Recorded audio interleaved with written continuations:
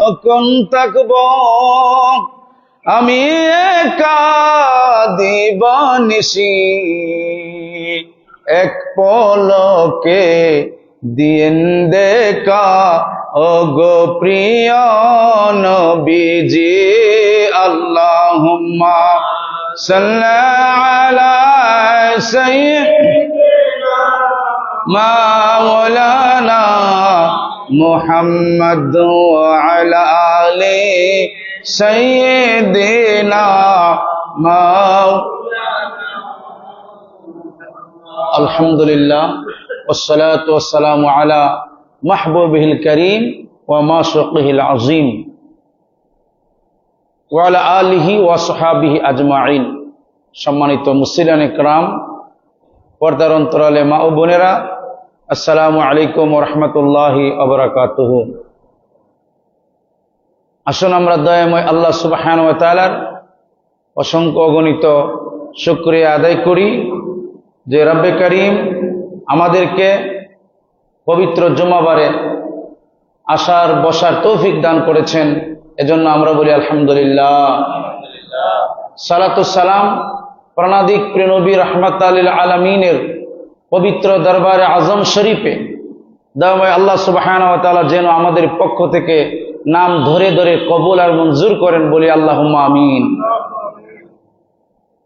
আমরা স্মরণ করছি মহামহিম পুত পবিত্র আহলে বাইত রাসূলগণদেরকে, স্মরণ করছি খোলাফায়ে রাশিদিন, মাকবুল সাহাবায়ে কেরাম, আইম্মাতে দ্বীন এবং সমস্ত হক্কানি আউলিয়ায়ে কেরামদেরকে। আল্লাহ পাক যেন সেই সমস্ত আউলিয়া কেরামের নেঘাক্রমে আমাদের দিন এবং দুনিয়ার উজালা করে দেন। আল্লাহ পাক যেন আমাদের মুর্দা কলবকে জিন্দা করে দেন, আমাদের শরীর থেকে আমাদের অন্তর থেকে যেন সমস্ত নাপাকি দূর করে আমাদের পবিত্র একটি কলব আল্লাহ দান করেন। সেই জন্য আমরা বলি আল্লাহুম্মা আমিন। আমার বন্ধুরা, পবিত্র রজব মাস চলছে, নাকি রবিউস সানি মাস চলছে। এই কথাটা কেন বললাম? কারণ আরবি মাসের তারিখ এলাকার একজন না একজন মহল্লার জানাটা ওয়াজিব, জানতেই হবে। যদি কেউ না জানে, সবাই যদি না জানে, তো সবাই গুনাহগার হবে। সবাই এত সহজ নয়, এই আরবি মাসের হিসাবটা আপনাকে জানতে হবে। এজন্য রবিউস সানি মাস চলছে। রবিউস সানিতে আমরা গত জুম্মায় আলোচনা করি নেই, অন্য একটি সাবজেক্ট ছিল সেজন্য, কিন্তু এটাকে এই মাসে ফাতেহা ইয়াজদাহম হয়েছিল। ফাতেহা ইয়াজদাহম বুঝেননি আপনারা, অনেকেই বুঝেন না। সংক্ষিপ্ত ইতিহাস বলছি আপনাকে, 1 মিনিটে বুঝতে পারবেন। তদানীন্তন ব্রিটিশ সরকার 1939 সালে যখন বাংলাদেশের আউলিয়া কেরামের পক্ষের লোকেরা, সুন্নি এরা আন্দোলন করেছিল যে রামের মৃত্যু দিবস, বামের মৃত্যু দিবস, বিভিন্ন এই ইংরেজের মৃত্যু দিবস, আরো কত কিছু মৃত্যু দিবসে আপনারা ছুটি দেন, কিন্তু আমাদের যিনি স্পন্দন, যিনি অলিকুল শিরোমণি, যিনি গাউসুল আজম পীরে লাসানি মীর মহিউদ্দিন আব্দুল কাদের জিলানীর ওফাত শরীফ হবে, কেন ছুটি দিবেন না? সুবহানাল্লাহ বলবেন না? কি বলছে? কেন ছুটি দিবেন না? ওনার শুভাগমনের দিনেও কেন ছুটি দিবেন না? তখন এই মুসলমানদের আন্দোলনের ভিড়ে তৎকালীন ব্রিটিশ সরকার তখন বাধ্য হয় এই ফাতেহা ইয়াজদাহমে, এই যে গত কিছুদিন আগে ছুটি গেল বুধবারে, এটা তারা বাধ্য হয়েছে ছুটি দিতে। বলেন সুবহানাল্লাহ। আচ্ছা, আপনারা বলেন, ইতিহাসটা জানেন আপনারা? কেন ফাতেহা ইয়াজদাহমের ছুটি জানেন না? তারপরেও আমাদের দুঃখজনক যে ফাতেহা ইয়াজদাহমের সময় রাষ্ট্রীয় কোনো ছুটি না, এমনি প্রাতিষ্ঠানিক ছুটি, রাষ্ট্রীয় ছুটি না। কিন্তু বিভিন্ন দলের মানুষের সর্দি হলে রাষ্ট্রীয় ছুটি দেয়। অথচ যিনি মীর মহিউদ্দিন আব্দুল কাদের জিলানী পীরে লাসানি 471 হিজরিতে এই দুনিয়ায় আগমন করেছিলেন, ওনার আগমনের পূর্ববর্তী অবস্থা কি ছিল? তিনি ছিলেন যুগের মহামান্য ইমাম। আপনাকে আল্লাহ রাসূল সাল্লাল্লাহু আলাইহি ওয়াসাল্লাম ইরশাদ করেছেন আবু দাউদ শরীফের মাঝে যে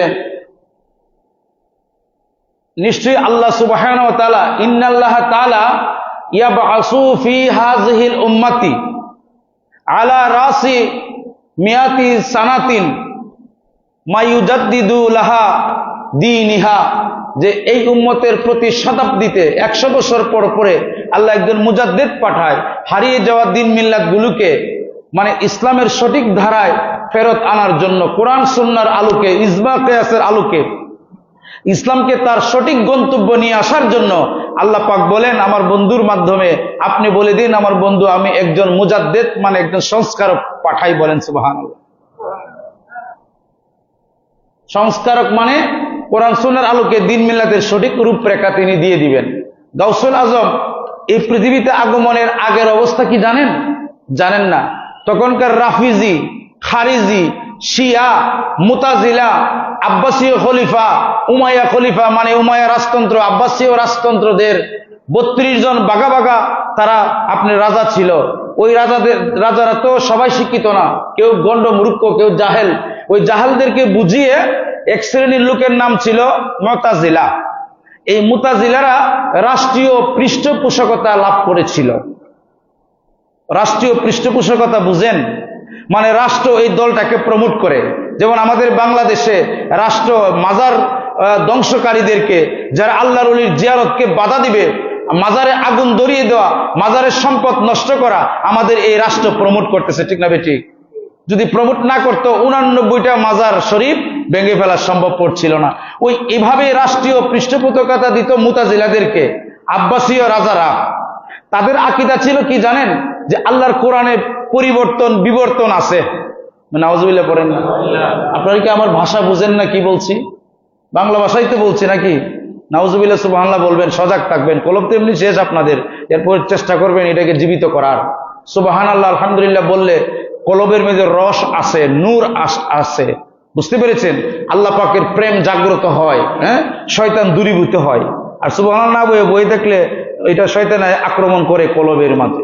আমার বন্ধুরা, সেই মুতাজিলারা বলতো কোরআনের পরিবর্তন বিবর্তন হইব, তারপরে তারা হাসর, দুজক, তারপরে জান্নাতকে তারা বলতে এগুলি এমনিই বেহুদা। তারপরে আল্লাহ নবীর অনেক মুজিজাকে তারা অস্বীকার করেছিল। তারা বলছে যে নবী এমনি আল্লাহ পাঠাইছে, না মানলে কোনো অসুবিধা নাই, নাউজুবিল্লাহ পড়বে আর মানাও যাবে। এটা ছিল মুতাজিলাদের আকীদা। সেই মুতাজিলাদের ছায়া শেষ হয়ে গেছে বাংলাদেশে। কি বলে শেষ হয়েছে? না, শেষ হয়েছে না। এরকম বাংলাদেশেও কিন্তু আছে। মুসলিম শরীফের সহিহ হাদিস, সুলাইমান আলাইহিস সালাতু ওয়াস সালাম প্রিয় নবী ইরশাদ করেছেন যে কতগুলি মৌলানার বেশে, টুপি দাড়ি বেশে এই জিনদেরকে মানে সমুদ্রের তলদেশে বান্ধিয়া রাখছে। শের জামানা এইগুলি এসে তফসির করবে, বুয়া তাফসির করবে। এগুলি দেখতে আমাদের মতো মোল্লা মৌলবী, আপনাদের মতো মোল্লা মৌলবী হবে। তাদের মূল কথাই হবে নবীকে কিভাবে অসম্মান করা যায়। বলেন নাউজুবিল্লাহ মিন যালিক। নবীর সাহাবা কেরাম, নবীর আহলে বায়তদেরকে কিভাবে অসম্মান করা যায়, এটা হবে তাদের মূল টার্গেট। আল্লাহর আউলিয়া কেরামদেরকে কিভাবে টার্গেটে পরিণত করা যায়, এটা হবে তাদের মূল মিশন এবং ভিশন। এগুলি বাংলাদেশে আছে কিনা আপনারা চার্জ করলে, রিসার্চ করলে বুঝতে পারবেন যে এরা কারা। নবী ওলিদের শানে কারা বেশি বেশি কথাবার্তা বলে, বেশি বেশি বেয়াদবি বলে, ঠিক না বেঠিক? আমার বন্ধুরা, আমি বলছিলাম সেই যুগের মুতাজিলা ছিল রাষ্ট্রীয় পৃষ্ঠপোষকতা পেয়েছিল। তারপরে সেই যুগের আরেকটা দল ছিল রাফিজি। এই রাফিজিদের আকীদা হইল সাহাবা কেরামকে গালি দেওয়া না জায়েজ। বলেন না নাউজুবিল্লাহ? এরপরে রাফিজির আরো মারাত্মক আকীদা মৌলা আলী শেরে খুদারে, তারা বলতো তিনি নবী, জিবরাইল আমিন ভুল করে প্রিয় নবীর কাছে ওহী আনছে। এই সমস্ত আকীদা ছিল। তারপরে আরেকটা দল ছিল কারামতা। কি নাম ছিল? এই কারামতা আকীদা ছিল আল্লাহ রাসূলকে তো তারা তেমন একটা বিশ্বাস করতো না, আখিরাত বিশ্বাস করতো না। বলতো আল্লাহ যা ইচ্ছা তাই করেন, আল্লাহ সবকিছু করেন, আমরা খারাপ কাজ করলে গুনাহ হইব কেন, আল্লাহ যেহেতু আমাদের বানাইছে। বলেন না নাউজুবিল্লাহ মিন যালিক। এবং কারামতারা, এই ইতিহাসটা আপনারা হয়তো প্রথম শুনছেন, হাজরে আসওয়াদ যে পাথর আছে, এই পাথরটা চুরি করে নিয়ে গেছিল। জোরে জোরে বলেন নাউজুবিল্লাহ। 35 বছর পর্যন্ত ইরানের কারামতা গোষ্ঠীরা ইসলামের নাম দিয়ে হাজরে আসওয়াদ পাথরকে তারা চুরি করে নিয়ে গেছে ইরানে। কত বছর? 35 বছর। তারপরে মহামারী যখন দেখা দিছে, তখন তারা অটোমেটিক্যালি আবার পাথরটা আইনা দিছে, তখন তারা ভালো হইছে। সুবহানাল্লাহ বলে। এই গাউসে পাকের দুনিয়াতে আসার আগে এই অবস্থা আপনাকে বলছি। ইসলামের মধ্যে কত ভেজাল লাগাই দিছে তারা, রাষ্ট্রীয়ভাবে পৃষ্ঠপোষকতা পাইছে।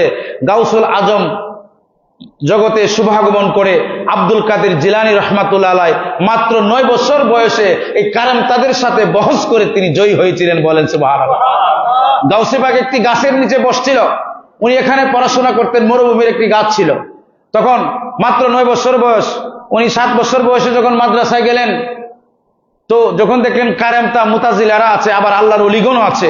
একজন আল্লাহর ওলি মীর সাইদ রহমাতুল্লাহ আলাইহি তিনি বলছেন, বাবা তুমি তো কালক্রমে জগৎ বিখ্যাত ওলি হবে, তোমার শরীর থেকে আমি সে গ্রাণ পাচ্ছি। সুবহানাল্লাহ। গ্রাণ কেমনে পাইল? বোঝা গেল গ্রাণ শুনে বলা যায় কেমন। বলে কিভাবে? আপনার জন্ডিস আছে কিনা ডক্টরে আপনাকে চেক আপ করে না? বলেন না, করে কিনা? মুখের গন্ধ শুনে বোঝা যায় আপনার ভিতরে কোনো বেমার আছে কিনা, এটা বলা যায়, এটা বোঝা যায়, মেডিকেল সায়েন্স প্রমাণ করেছে। আমার বন্ধুরা, গাউসে পাক আব্দুল কাদের জিলানী বাগদাদের নিজামিয়া মাদ্রাসার মাঝে আসেন তিনি। আসার পরে তিনি যখন বাগদাদের নিজামিয়া মাদ্রাসার ভর্তি হলো, অসংখ্য অগণিত ছাত্রদের সাথে, উস্তাদদের সাথে উনি বহস করেছে আহলু সুন্নাত ওয়াল জামাত নিয়ে। সুবহানাল্লাহ বলেন। উনি শিয়াদের সাথে বহস করেছে।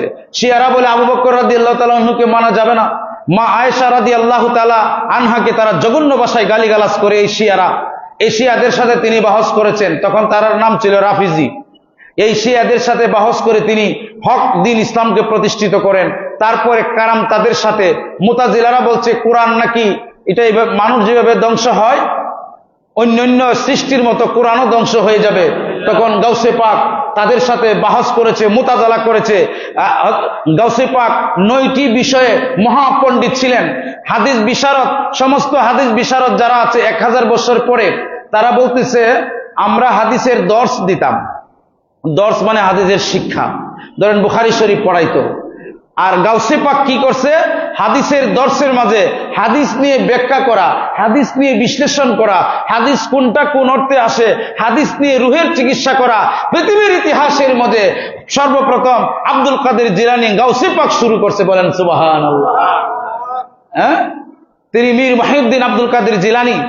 তখন তিনি বলছেন যে না, এভাবে যখন আপনি হাদিসের ব্যাখ্যা করবেন ভুল হতে পারে। আমি আপনাদেরকে একটি পদ্ধতি দিলাম। বলে কি? যে প্রিয় নবীর হাদিস মুবারকা নিয়ে ব্যাখ্যা করবেন, বিশ্লেষণ করবেন, হাদিসটা কেন আসলো, কি কারণে, এই হাদিসের হাদিসের মূল বিষয় কি, এগুলি গাউসে পাক দর্শের মাধ্যমে ওনার তালেবুল ইলমদেরকে দিতে লাগলেন। বলেন সুবহানাল্লাহ।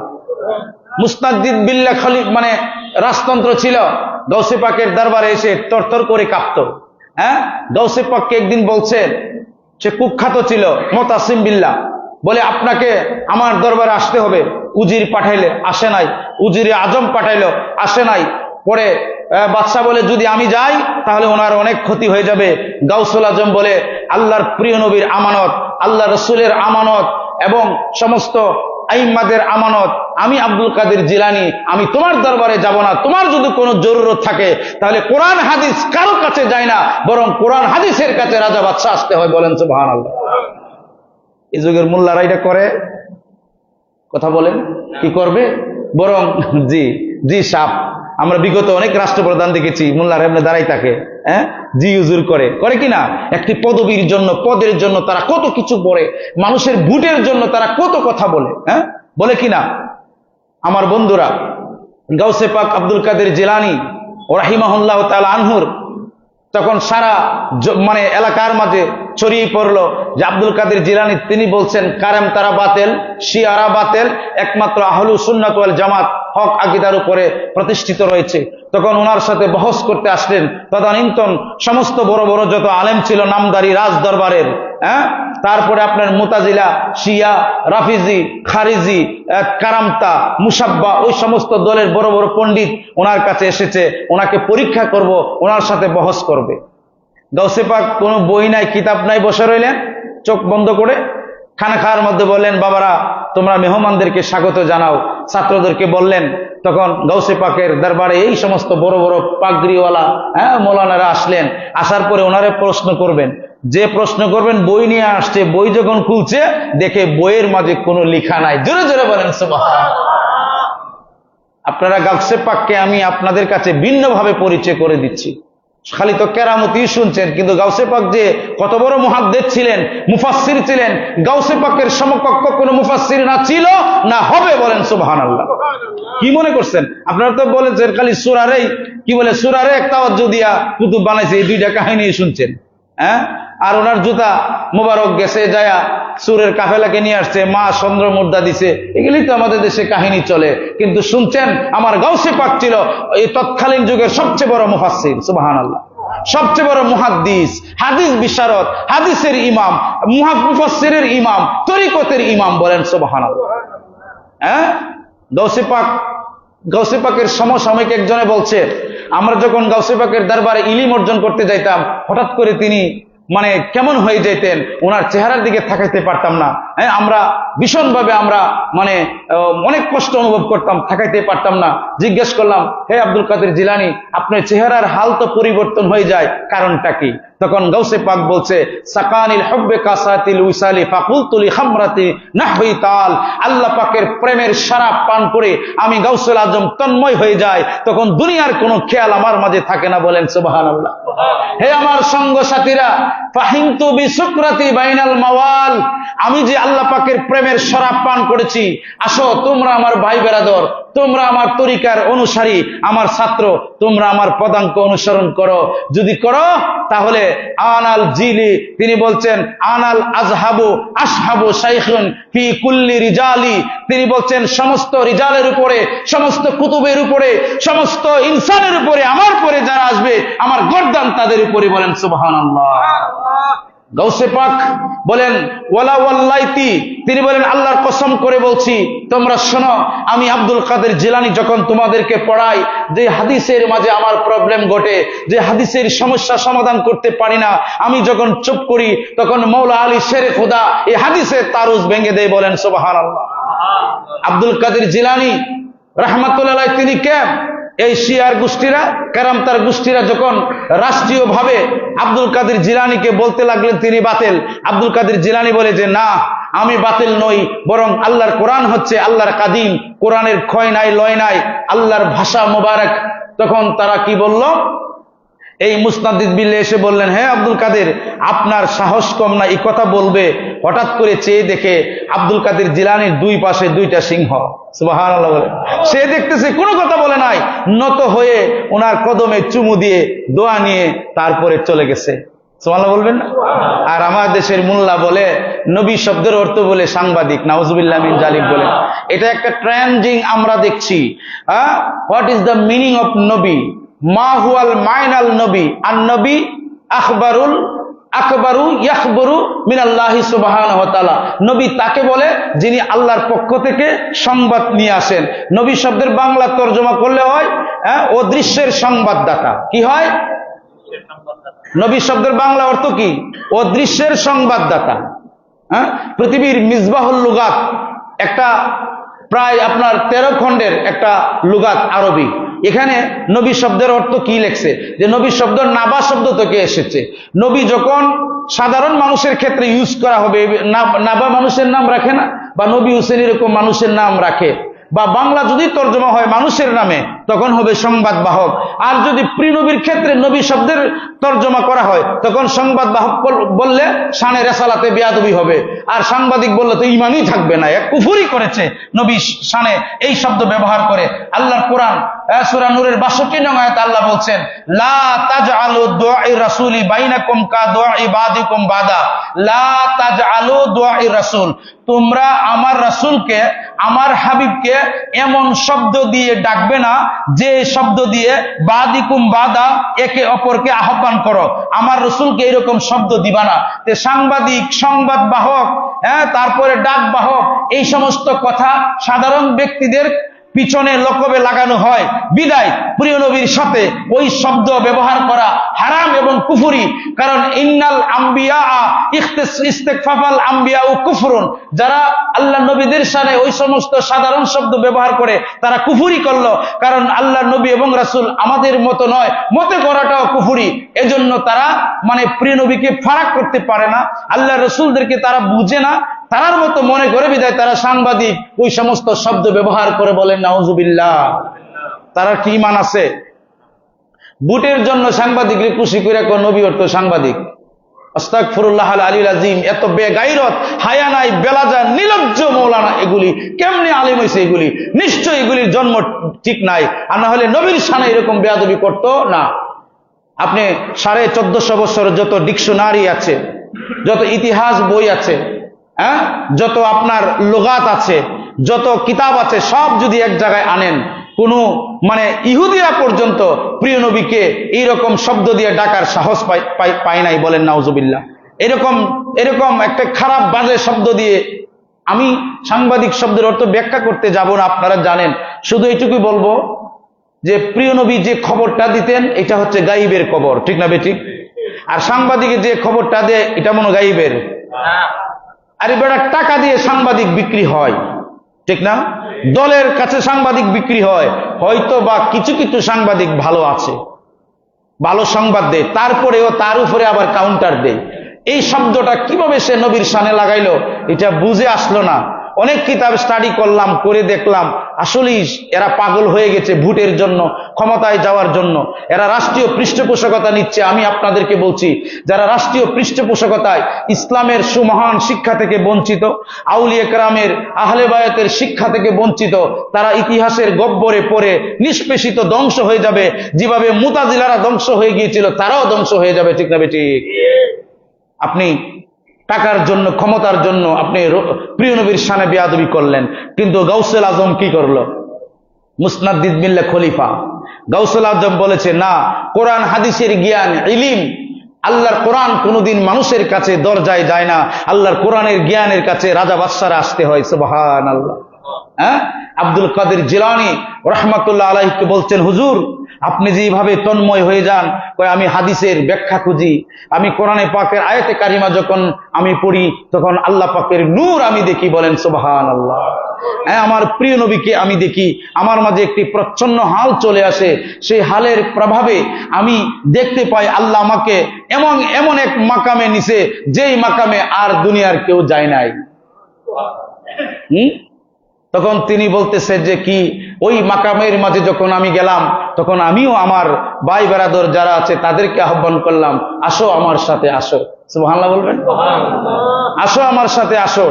কয়, শাইখ আপনার বাবা যে স্বপ্ন দেখেছিল প্রিয় নবীর একটি হাদিসে মুবারাকা, এটা কি ঠিক? তখন গাউসুল আজম বলছে, হ্যাঁ, যে আমার আব্বাজান আবু সাইদ জঙ্গি মুসা রহমাতুল্লাহ আলাইহি এক রাত্রে স্বপ্ন দেখতেছেন। প্রিয় নবী বলতেছেন, ইয়া আবা সালে আতাকাল্লাহ ইবনান সালিহান, হে আবে সালে, আল্লাহ পাক তোমাকে একটা নেককার সন্তান দান করবে। বলেন সুবহানাল্লাহ। তখন তিনি প্রিয় নবী বলতেছেন ওনাকে, তখন প্রিয় নবী বলতেছেন, ওয়া ওয়ালাদি, সে হবে আমার সন্তান, হ্যাঁ, ওয়া মাহবুবি, সে হবে আমার বন্ধু, ওয়া মাহবুবিল্লাহি সুবহানাহু ওয়া তাআলা, সে হবে আল্লাহর বন্ধু, সায়াকুনু লাহু, অচিরেই তার শান হবে কা শানুন ফিল আকতাবে ওয়া কুতুবি শানিন আউলিয়াই আম্বিয়াই ওয়া রাসূল। আল্লাহর নবী বলতেছেন, অন্য নবী এবং রাসূলের মধ্যে যে আমার মাকামে, আমার শান, কুতুব এবং আকতাবের মাঝে তোমার শান হবে এরকম উর্দে, আমার উর্দে যেমন কেউ নাই, ঠিক কুতুবুল আকতাবের মাঝে, আল্লাহর ওলিদের মাঝে তোমার উপরে আর কেউ নাই। বলেন সুবহানাল্লাহ। কে বলছে এটা? প্রিয় নবী স্বপ্নে যুগে। এবং উনি বলতেছে, হ্যাঁ, প্রিয় নবীর সাথে আমার কনভারসেশন হয়েছে, এটা সত্য। সুবহানাল্লাহ বলবেন না? এই জন্য আকাইদে নসফির মাঝে আছে, এরা তো আকাইদের কিতাব দেখছে কিনা আল্লাহ জানে, যে কারামাতুল আউলিয়া ও হাক্কুন, যে আল্লাহর অলিগণের কেরামত সত্য। কথাটা বুঝছেন নি? আল্লাহর অলিগণের কেরামত সত্য। আর কেরামত মানে মানুষের জ্ঞানকে অক্ষম করে দেওয়া। কোনো মানুষের জ্ঞানের আলোকে এটা হবে না, সে চিন্তা করে মিলাইতে পারবে না, এটাকে বলে কেরামত। মানুষ এটা বুঝবে না, চিন্তার বাহিরে এমন এক অলৌকিক ঘটনা ঘটে, এটাকে বলে কারামত। আর এই কারামতুল আউলিয়া হাক্কুন, সমস্ত উলামায়ে কেরাম, সমস্ত যত আইম্মা আছেন সবাই বলছেন আল্লাহর অলিগণের কেরামত সত্য। সুবহানাল্লাহ বলেন। তো গাউসুল আজম উনি যখন দর্শ দিচ্ছেন, হাদিস শরীফের দর্শ দিচ্ছেন, তখন ওনার ছাত্র জিজ্ঞাসা করতেন, উস্তাদজি, ইয়া শাইখুল উস্তাদি, যে আপনি কিভাবে এই সমস্ত মর্ম কথা উদ্ঘাটন করেন, আপনার রহস্যটা কি? তিনি তখন বলতেছেন যে যে শোনো, যে দারাস্তুল ইলমা হাত্তা সিরতু কুতবান, আমি আল্লাহ পাকের ইলম অর্জন করতে করতে, কোরআন সুন্নাহর ইলম অর্জন করতে করতে হাত্তা কুতবান, আমি পরিশেষে কুতুব হয়ে গেছি। বলেন না সুবহানাল্লাহ। হ্যাঁ, আনাল জিলি মহিউদ্দিনী আব্দুল কাদের জিলানী। বলেন না সুবহানাল্লাহ। হ্যাঁ, তিনি বলতেছেন যে আমি মহিউদ্দিন আব্দুল কাদের জিলানী, বেলাদুল্লাহি মুলকি তাহতা হুকমি ওয়া ওয়াক্তি কাবলি কাদ সাফালি নাজারতু ইলা বিলাদিল্লাহ জামান কাখারদালাতিন আলা হুকমি ইত্তিসাল। আমি পৃথিবীতে আগমন করার আগে আমার বেলায়েতের সংবাদ প্রিয় নবী দান করেছে। বলেন সুবহানাল্লাহ। তিনি বলেন আমি সমস্ত বিশ্ব জগৎ সমূহকে একটি রায়ের দানার মতো, সরিষার দানার মতো দেখি। হাতের তালু যেভাবে দেখতে আমার ভুল হয় নাই, কাখারদালাতিন আলা হুকমি ইত্তিসাল, আমি এটা দেখি। আর আল্লাহর রাজত্বর মাঝে আমি গাউসে পাক আব্দুল কাদের জিলানী ক্ষমতা চলে, রাজত্ব চলে। বলেন সুবহানাল্লাহ। ওয়ালা ওয়ালকাইতু সিররি ফি জিবালিন লা দুক্কাত ওয়াখতাফাত বাইনার রিমাল। আমি আব্দুল কাদের জিলানীকে আল্লাহ পাক এমন বেলায়েতের শক্তি দান করেছে, আমি যদি একটি মরা মানুষের কাছে দৃষ্টি দেই তাহলে সেই মরা মানুষটা আল্লাহর হুকুমে জীবিত হয়ে যায়। বলেন সুবহানাল্লাহ। ওয়ালাউ আলকাইতু সিররি ফি বিহারিল লাসাল কুল্লু গাওরান ফি জাওয়াল। আমি যখন আব্দুল কাদের জিলানী ওনার ছাত্রকে বলতেছেন আল্লাহ যে আমাকে ক্ষমতা দান করেছে, আমি যদি এই যে সমুদ্র তোমরা দেখতেছো, এই সমুদ্রের মাঝে যদি আমি থাকাই, আল্লাহর বেলায়েতের শক্তি দিয়ে যদি থাকাই, আল্লাহ আমাকে যে বেলায়েত দান করেছে প্রিয় নবীর মাধ্যমে, তাহলে এই সমুদ্রটা তোমরা দেখতে পাবে না, সমুদ্র শুকিয়ে যাবে, সমুদ্র অস্তিত্ব থাকবে না। বলেন সুবহানাল্লাহ। ওয়ালাউ আলকাইতু সিররি ফি জিবালিন লা দুক্কাত ওয়াখতাফাত মিন সিররি হাল। আমার মানে বেলায়েতের হালের নূরের প্রচন্ড প্রভাবে এই আল্লাহ পাকের যে তোমরা পাহাড় দেখতেছো এটা সহ্য করতে পারবে না। আমি যদি বেলায়েতের তাওয়াজ্জু, বেলায়েতের শক্তি দিয়ে নজর দেই, এই পাহাড় তুলুদুলু হয়ে যাবে। আল্লাহ রাব্বে কারীম প্রিয় নবীর মাধ্যমে আমাকে সেই বেলায়েতের ক্ষমতা দান করছে। বলেন সুবহানাল্লাহ। ওয়ালাউ আলকাইতু ফাওকা সিররি মাইতিন লাখামাদাত বি কুদরাতিল্লাহি মাওলা তাআল। আমি যখন আমার বেলায়েতের শক্তি কোন মুর্দা মানুষের কাছে দান করি, এবং যদি কারো নিঃসন্তান থাকে, আল্লাহ পাক আমাকে এই ক্ষমতা দান করছে, আমি দৃষ্টি দিলে সন্তান আল্লাহ দান করে দেয়। সুবহানাল্লাহ বলেন। গাউসে পাক বলতেছেন যে আমাকে যদি হাসরের ময়দানে একবার দুজুকটা আল্লাহ পাক দেখতে দেয়, ওয়ালাউ আলকাইতু সিররি ফাওকা নারিন লাখামাদাত।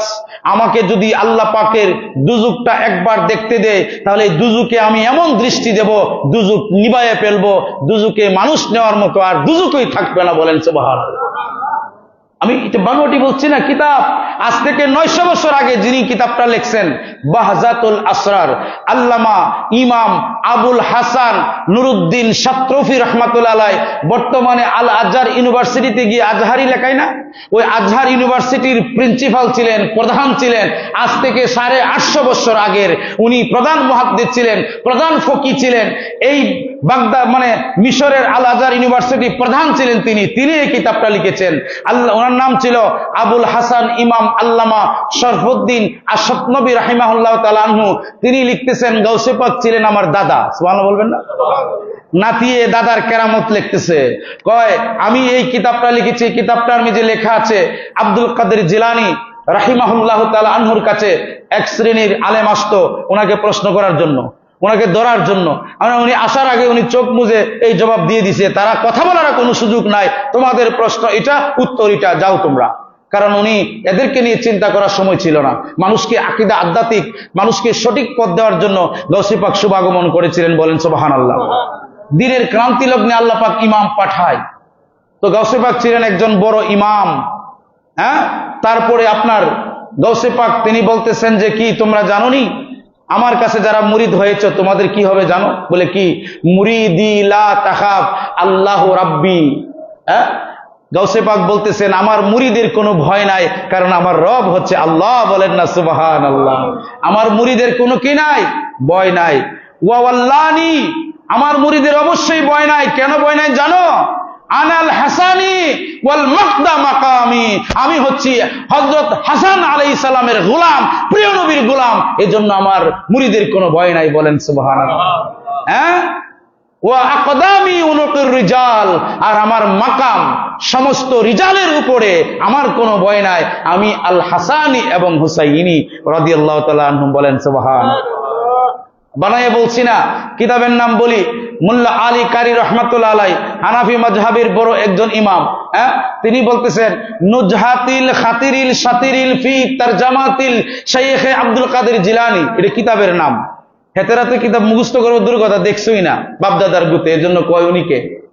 যিনি হানাফি মাযহাবের মানে একজন বড় ব্যারিস্টার, তিনি লিখছেন নুজহাতিল ফাতিরিল খাতির ফি তারজামাতি শাইখ আব্দুল কাদের জিলানী।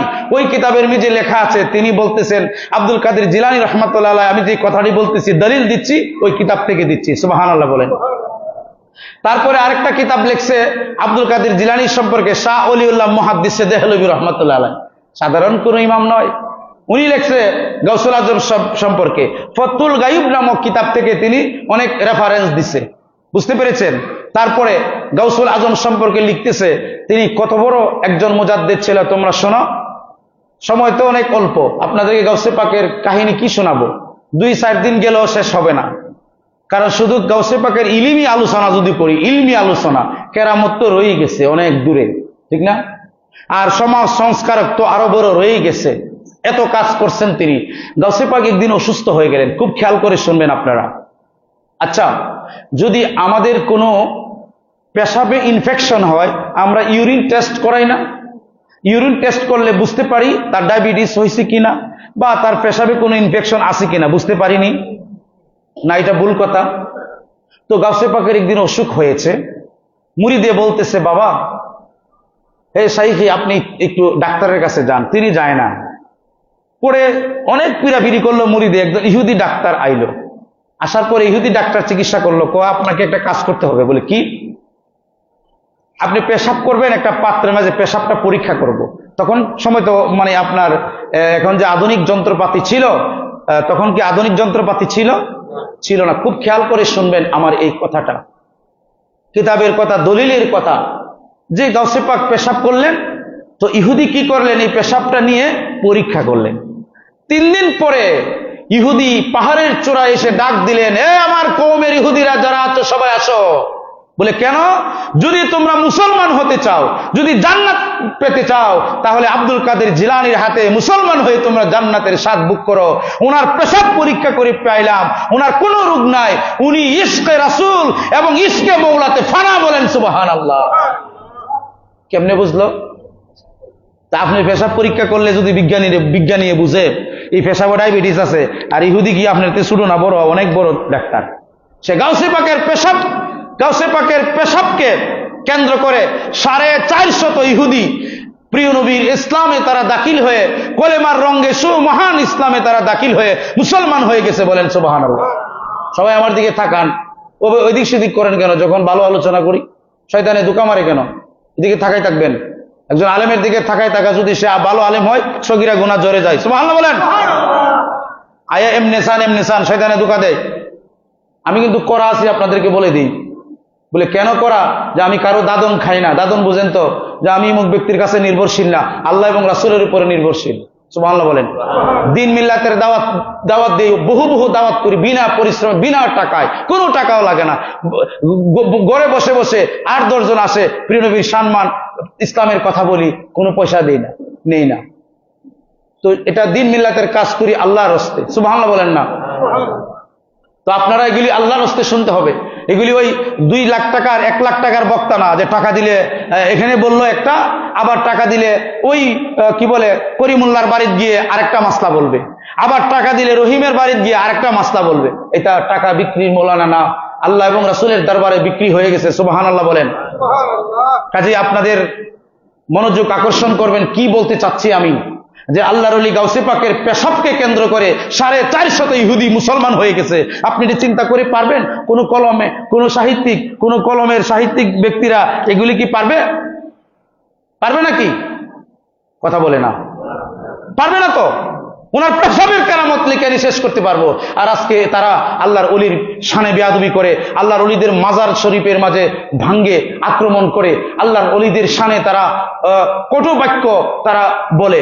অথচ আল্লাহ রাব্বুল আলামিন কোরআনে পাকে বলতেছেন, যারা আমার বন্ধু হয়ে যায়, যারা আমার অলি হয়ে যায়, তাদের কোনো ভয় থাকবে না, চিন্তা থাকবে না, তারা ওয়াহুম ইউরজাকুন, তাদেরকে আল্লাহ পাক রিজিক দান করে। সুবহানাল্লাহ বলে। আপনারা তো দুকা পড়ে যাবেন, ফেসবুক, তারপরে আপনাদের আরো বিভিন্ন জিনিস আছে, এগুলিতে আপনারা দুকায় কিন্তু পড়ে যাবেন। কারণ এরা কিন্তু সয়লাভ, সুন্নিয়তের প্রকৃত ধারার আলেমরা তেমন একটা ওয়াজ এখানে নাই।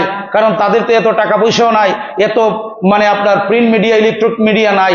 এই জন্য আপনারা শুধু তাদের বক্তব্যই শুনেন, তাদের বক্তব্য শুধু খালি শুনবেন, এটা দেখতেছি তো। কাজে এগুলি থেকে বিরত থাকবেন। এদের বক্তব্য শোনাটা হারাম। কারণ যে ব্যক্তি প্রিয় নবীকে সাংবাদিক বলে, নাউজুবিল্লাহ মিন জালিক, এর বক্তব্য শোনা হারাম না যায়, সে কাফের হয়ে গেছে।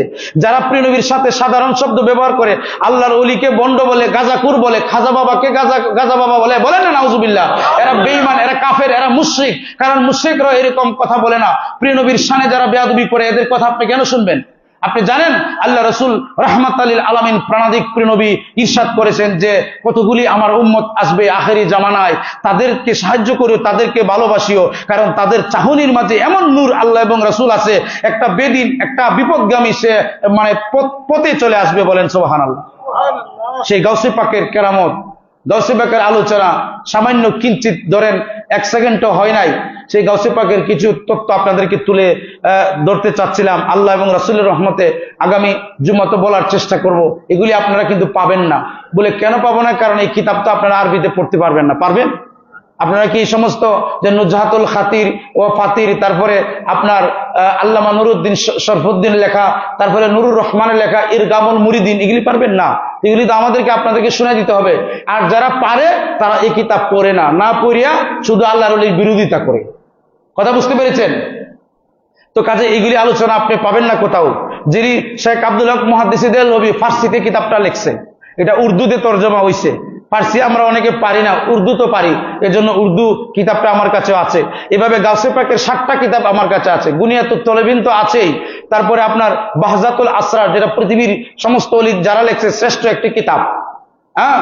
তারপরে যে বললাম মোল্লা আলী কারি রহমাতুল্লাহ আলাইহ, শেখ আব্দুল হক মুহাদ্দিস দেহলভী রহমাতুল্লাহ আলাইহ, তারপরে আপনার আরো বিভিন্ন মোট 60টা কিতাব গাউসে পাকের, প্রায় এক একটা কিতাব 2000 2500 পৃষ্ঠারও আছে। সুবহানাল্লাহ বলেন। 500 পৃষ্ঠা আছে।